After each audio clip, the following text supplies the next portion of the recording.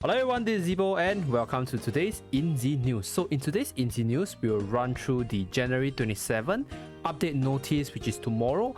So the patch notice is really fresh, 7 minutes ago. So let us take a look at what to expect for the upcoming patch for Guardian Tales. So first of all, okay, so the first one is add new equipment. Okay, so the developers comment, this update will introduce a second exclusive weapon for the first time.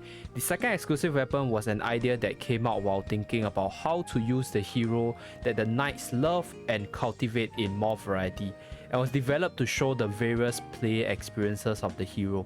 The weapon presented to the knights for the first time is the Future's Knight, Atomic Slayer. As a hero who can use a variety of weapons, it was first released so that you can experience a new way of fighting with melee weapons, where you wear a new exclusive weapon. The hero's ability change according to the hero and the concept of the weapon, so you can enjoy a different kind of fun than using the existing hero. So a second dedicated weapon will try to develop with plenty of time when a good idea fits the overall concept. Okay.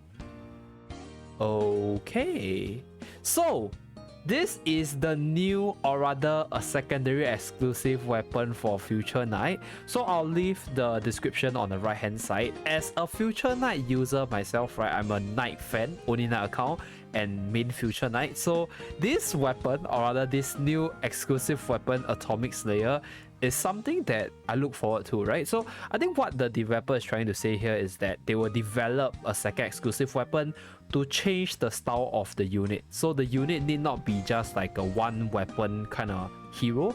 The unit can have a secondary weapon if it fits the team, and I think who else better to start with than Future Knight and Knight, because they are able to use multiple weapons. So there are other units with two weapons holding, right? So we have Garum, we also have I can't remember, there's somebody else who uses two weapons as well, but yeah, whatever, right? So Garum is able to use a basket as well as a bow, so there is a possibility for a basket exclusive weapon for Garum in the future. So I guess this is pretty good idea. So this will change the party buff of Future Knight to defense plus 45%. Oh my god. So it even changes the party buff of the unit. So Future Knight can be the secondary arena. If let's say in the Masters arena your arena got banned, right, you can run Future Knight. So oh my god, this is amazing. I think as a basic user as well as a Future Knight user, I think this concept is really cool. We shall see how this new concept fare. I'm not sure whether or not I'll pull for this exclusive weapon, but I think introducing a secondary exclusive weapon to the game makes it such that there's a lot of variety, right? One hero can play two roles, right? You can play the arena style Future Knight. You can also play the usual Future Knight that holds the gun. So oh my god, this is really good. Very good news. So next one, we have the friendly match. Okay, so friendly match, you can enter the friendly match through the friendly match button. Anyone can open a friendly match and enter through the created code. Okay, so the same rule apply. So right now I think they just introduce a button, right, and then you create a room and then you go in. So not too sure whether or not you're able to adjust the maps, or does the map follow the map of the week that the normal arena is running. So kind of curious to find out, right? This is the biggest thing that I look forward to actually. So this, the first thing, the second exclusive weapon was a big bombshell, but the second one is the one that I look forward to the most. So we shall see how this thing turns out and see whether or not we can do more community-based events out of this friendly arena. So next one, we have some heroes and equipment improvements. So first of all, Lilith's weapon skill Phantom Slash was initially designed to be difficult to match. At the same time, it was initially planned, so it will definitely crowd control the enemies when you inflict it with two skills. Yes, it's really hard to fight Lilith if you don't dodge her skills. However, in the battle arena, the weapon skill had to hit 3 times, so this made it impossible to have a definite advantage. Yes, arena is freaking unbalanced, right? Even Lilith, who is supposedly a counter, can get countered sometimes. So I agree with this. So this, they change it such that they increase the CC percentage of Phantom Slash, but it doesn't affect the heroes. Other heroes is still going to be chained in 2 hits, but it's going to now chain arena in 2 hits. So what this change means for Lilith is 2 things. Number 1, she has a better matchup against arena. Number 2, against certain raid bosses, because her CC percentage is a lot higher, she'll be able to chain much more easily. So Lilith as well as the Dark melee team is gonna go up another level in terms of the guild raid compartments as well. So other heroes, okay, the balance patch to be included in this update has improved the arena heroes and guild raid heroes evenly. Yeah, so I think the idea of buffing heroes should be buffing them according to which role the unit should go into. So there are certain units that are generally strong everywhere, but Kamel is a really unbalanced one because it's just way too good everywhere else. So since they're not nerfing, I guess buffing other heroes to match his power level is also another way they can do it. But honestly speaking, I really hope they start nerfing some heroes, because nerfing is a way to keep the overall power level of the game in check. So that's that, right? So amongst the hero used in Arena, we have improved their stats and function to improve Ogma. Okay, I look forward to Ogma's buff. Nari, Scintilla, Bianca, which have slightly lower pick rate. Yeah, Nari is trash now. Like all the other range unit, Mark 99, Kamel, they just hit way better. And Clara is also another range competitor. So improve stability in guild rate. We increase the firepower of Yuze, Veronica, and Future Knight. So buffing your basic team, buffing your water team, as well as your melee team. So they plan to check the utilization of hero through data analysis and continue to improve the balance of non-mainstream heroes. Okay, Kong Studios, if you are looking at this video, I guess you can introduce me to help you with the balancing. I mean, honestly speaking, I think nerfing is fine. I get that they kind of don't want to spoil the gamer's experience, but I think if they do give a heads up to the players that certain units are going to be nerfed, I guess it's perfectly fine, right? I don't think it's a big deal. Right? If it's a selective nerf to weaken the hero in certain aspects, I think it's perfectly fine. So that's something that I look forward to, right? Nerfing of heroes. That's something that I've talked about many times, and I really hope the developers can carry it out. So next one, so we look at the buffs. So Future Knight got an increase in attack as well as increase in defense. Ogma got an increase in attack. Honestly speaking, not gonna matter too much. She's not gonna do more damage, right? Lily is I guess it's Nari, right? Nari got a HP increase, Beth got a defense increase, and Veronica got a attack increase. So let's look at the abilities. So Bianca has been changed out multiple times, and honestly speaking, I don't think Bianca is a weak hero by any means, right? I think Bianca is really damn powerful, but the issue with Bianca is that Earth is just too good, right? So, like, I think this goes back to the point of nerfing certain teams or certain units, because not all units are bad. They're underutilized not because they're bad, but rather because the meta is simply not favorable for them. And there's a reason why it's not favorable for them, because everybody's running the same team, and that's why certain units which I really think is not bad is just not seeing use, because they can't beat the most mainstream teams. So that's the issue with this buff. Like, honestly speaking, I think even though, okay, so the change is when attack increase attack power by 30% and reduce the opponent's attack power by 30%. Okay, so now increase attack power by 30% for 4 seconds and reduce, so they increase the attack increase duration. Like that's the problem, right? Like, this buff is gonna make her a bit stronger, but she's still not gonna see more use, because her win ratio against most other units is okay, right? She's underutilized because, like I mentioned, Earth is too strong, right? So giving her 1 additional second of 30% attack is, honestly speaking, I don't think it's relevant, right? Against all other heroes, her 3 seconds is more than sufficient, but let's just see whether or not this buff by the developer actually makes sense. I don't think it makes any sense, right? 1 second increase. But I might be proven wrong, so I shall not comment too much. So next one, Future Knight. So the chain skill damage for Future Knight increased further from 370% to 400%. Okay, minor buff, right? Now there's a second exclusive weapon. I guess this could make a big change depending on how the second exclusive weapon works out. So Scintilla, okay, first hit damage, okay. Oh. Okay, so Scintilla's normal attack, right, is a kick, chase, and kick. So it's a 3-phase attack. So they increase the damage of the first hit and decrease the damage of the last hit. So the overall damage is the same, but this is a much better buff because in arena, right, Scintilla is the one that's chasing, so her first kick is the one that's more important. So increasing the damage on the first kick is definitely a good thing for Scintilla. I think it could make her a bit better because she has more damage on chasing capabilities, so it's a good buff. This is definitely a good buff. Bianca's buff is trash, I think. You say, okay, so the chase skill damage increased a bit, okay, right? Nari's movement speed increased by 40% while she uses her normal attack. I'm not too sure what to say about Nari's buff because Nari is I would say Nari is generally a good hero everywhere else. So, I mean, even if she's not overpowered in arena, I guess it's still fine, right? You can still use her elsewhere.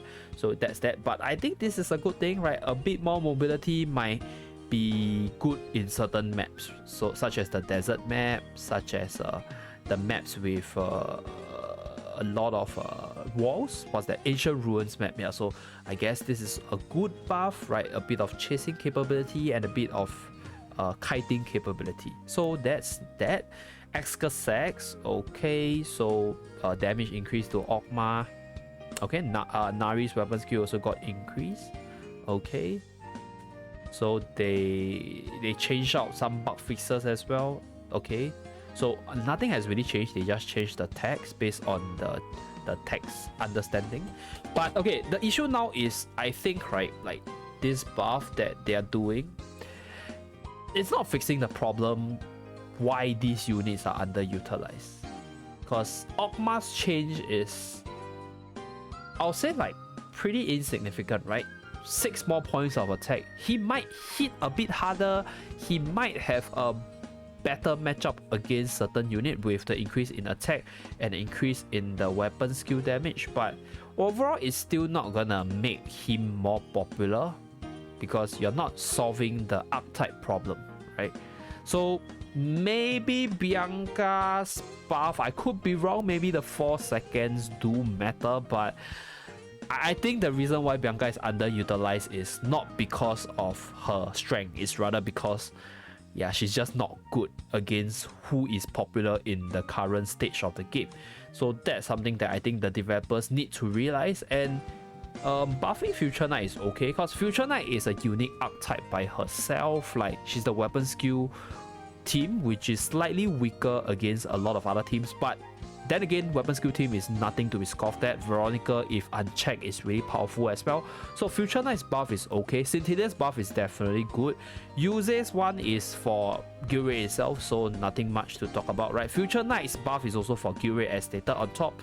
So I think Bianca one for Arena is kind of weak. Yeah, it's a very, very weak one. So I'm not very excited for this buff. But the Lilith buff, right, is good. The Lilith buff is good because this balances, this sort of like balances Lilith matchup against Arena. Because like I mentioned, Lilith was supposed to counter Arena. So with this, it's definitely going to increase the win rate of Lilith against Arena. So let us move on. And okay, so co-op. Okay, so they are changing the background of the new map with a yellow concept to meet the composition. Okay, so there's a new defense co-op map. Okay, let's hope this map is not too tough, but I mean, I love a bit of challenge, right? So we are considering introducing a different play pattern and strategy for the next co-op game, right? We will try to show you how to think about how to add more fun elements. Okay, so this is definitely a good news, right? They are trying their best to add more fun elements. So that's that. Okay, so they're improving the co-op. So loot selection window reorganized so it does not cover the entire screen. Okay, issue that caused the game result screen to be covered when the game is over while the loot selection window is open is fixed. Okay, improvement has been made. Okay, so you can now check your loots and buff that you get. So that's something that is good. Okay, so a boss monster has been added. Okay, I'm excited for this co-op with all these improvements and stuff. I'm gonna talk more about it next week once it's officially released. And let's move on to the guild raid improvements. So now you can see how much each hero is dealing for guild raid. Okay, and you can check your guild raid logs. So every single day you can check the logs, see who missed the thing. So this is a great addition for guild management. And what's this? We have adjusted the difficulty of the story mode. Okay.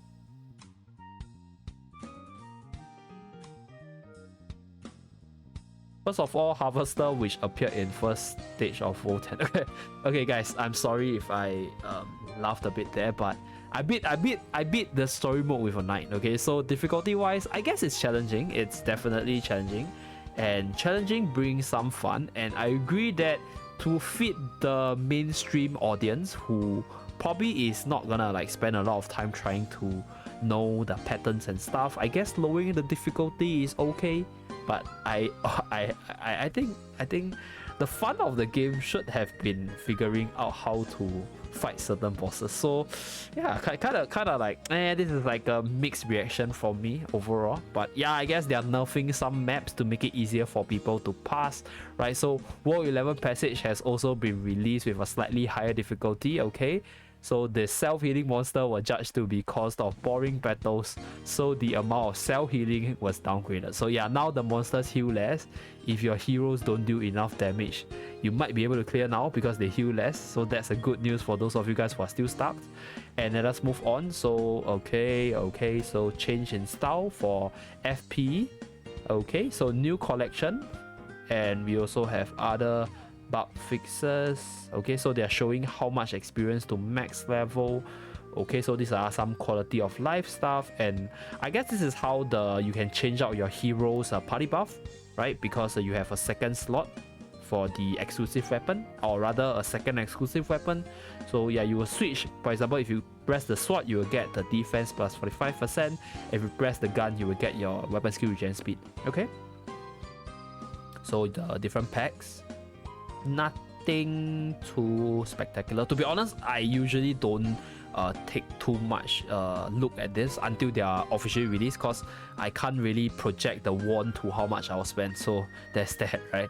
So that's the thing. So we have a New Year special attendance. We have an event gem shot. I think this event gem shop has already been open for the global server, right? It's a 14 days event gem shop. So I made a guide on it. I'll link it in a card above. Those of you guys who want to find out how to spend your gems more effectively can look at that guide. So we also have a paid gem confirmed summon event. Okay, so we have a return of rule event. Those of you guys who haven't farmed your second injury negation card, please do this rule event, right? It's super helpful. The card is super impactful for arena and some contents out there. So that's that, right? New Guardian Pass. They also have a new super costume for Miss Lolly Noxia. Okay, and we have some costume rotation, which is the Mecha Dino Tina. I don't know why are they giving Tina all the Dino costumes, right? I think Clara one looks pretty nice.